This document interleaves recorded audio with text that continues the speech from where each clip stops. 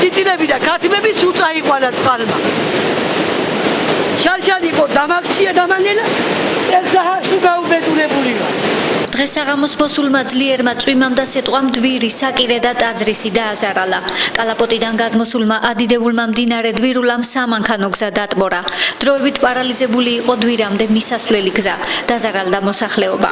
ხირი რომ გავიგონეთ ქვების ბრიხინი ჩემი შვილს უცხარი გაიხედე მოძღადა გონ დვირულა მოვარდა მეტი და რომ გამოვედით უკვე საკირიდან საქონელი და ღორები ჩამოატარა. ეზო ბაღი სუცა მოიღო ნარგავები წამოიღო მეზობელ სახში წყალი შეუვარდა სულ გაიხსო სახლი და ბალასაფული სუსავსია. ჩვენი მისი ხიდის უცა იქით დაინგრა სტენკა და ის უცა მოიღო და სულ ყველაფერი გაანადგო.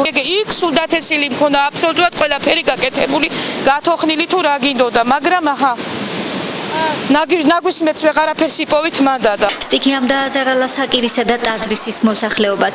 ადიდებულმა მდინარემ მთლიანად გაანადგურა გასულ წელს სტიქიისგან დაზიანებული სიხარულიძეების სამზარეულო.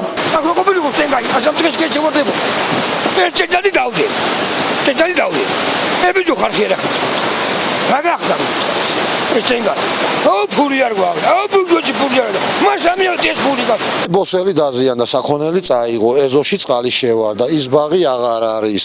ყოველ წელიწადს ასია. სულ ყოველ წელიწადს, ყოველ წვიმაზე ბაჭდი. ეს ხიდიც გასაკეთებელი, გადმოდის ყოველ წელიწადს.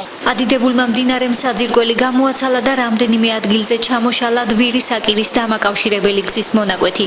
დაზიანდა ხიდებიც. დაზარალებული სოფლები ადგილობრივი ხელისუფლების პირველმა პირებმა დაათვალიერეს.